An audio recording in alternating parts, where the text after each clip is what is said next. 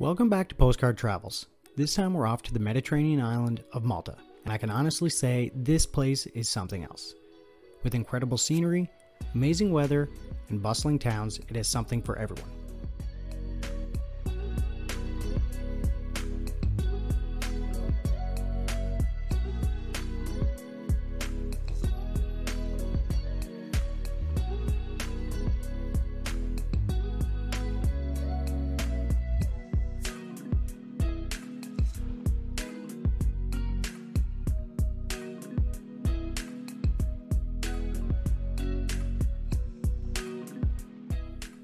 Malta is located in the Mediterranean Sea, directly south of Sicily, and is very densely populated with about 500,000 residents in only 316 square kilometers.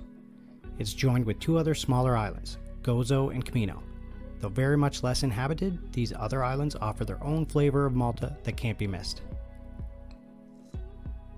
The best way to have a look at this country is island by island, so I'll dip into Malta, but only to an extent because there's just too much for one video.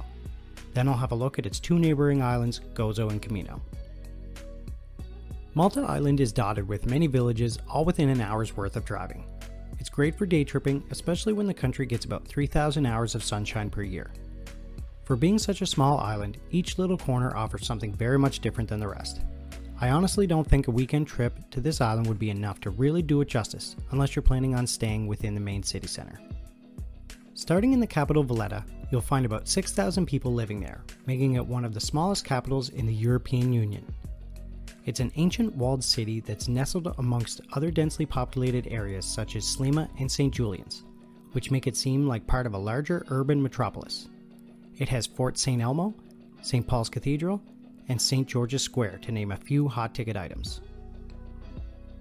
Literally across the harbor, traveling by road or ferry, you'll find Sliema. Here you're going to enjoy amazing food and shopping, and the local resort area for this part of the island.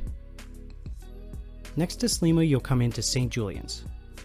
You'll find lots to do here with the beach at St. George's Bay, casinos, the tallest building in the country, Portomasso Tower, all the nightlife you can handle in the streets of Paceville, and don't forget to check out the marina at Portomasso. On the other side of Valletta, you'll find a great little historical area called Burgoo. Here you'll find monuments, Fort St. Angelo, and the Malta Maritime Museum. This place is full of ancient history, as a city was at one time controlled by each of the Greeks, Romans, Byzantines, Phoenicians, Normans, Arabs, and Aragonese. Safe to say you can get your history lesson in this spot. Now we've just barely covered what's jammed inside the main city area. Let's have a look at the rest of Malta Island. Nestled in the heart of the island is Medina, which is a walled village perched on top of a hill. Views from here are amazing. The village will take you back in time, as it's very much considered medieval with its narrow stone alleys. Make sure to stop in at St. Paul's Cathedral, the country's oldest. Most definitely worth the stop. Further south you'll find Sigiwi, a traditional Maltese village where you'll slow down a bit.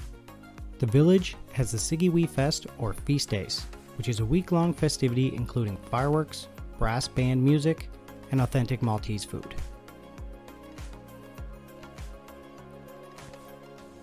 Traveling to the western side of the island, you'll find Malta, known for Malta's largest beach, which allows you to relax to the full extent. The Malta Church is a unique backdrop for this pit stop, with amazing views of the coast that you can't miss. You'll also find this family-friendly location as well, Popeye's Village. The 1980s movie Popeye was filmed here, and they maintained the structures, added some restaurants and sunbathing decks, making it a great place for the kids to enjoy the afternoon. Heading further northwest, we'll skip over to the middle island, Comino, the smallest of the three islands with virtually no permanent residents. However, it does covet the beautiful Blue Lagoon swimming area, which is amazing for a day of relaxation and drinks by the water. And if you're feeling ambitious, you can swim across to the small island of Comino. Also, check out the amazing Santa Maria Caves for boating and diving in unmatched crystal clear waters. The next stop is Gozo Island. Bigger than the last, but smaller than Malta, it's packed with things to do and see. Most people say a day trip here is enough, but I would say a weekend is more realistic to ensure you slow down and enjoy it. A great spot to visit is St. Lorenz. Here you'll find some great scenery with Dwedra Bay, the Blue Hole, and the inland dive site. The iconic Azure window, which has since collapsed, used to be located here as well. You might remember it from Season 1 of Game of Thrones where Khal Drogo got married to Daenerys. More inland, you'll find the capital of Gozo, Victoria. This is a great village capped off with its medieval citadel complete with fortified walls. If you're going to rest, make sure to do it at St. George's Square in the heart of Victoria. Shops and cafes line the square with a view of the basilica, giving you a great atmosphere for that afternoon meal. Okay, I can't really say enough about Malta. After researching and learning what I've learned, it's now hands down at the top of my vacation list. There's plenty more to see in this island nation, and there's no doubt I'll be detailing this even more down the road. Excuse me while I send this postcard and start looking at flights, because this one has the travel bug itching big time.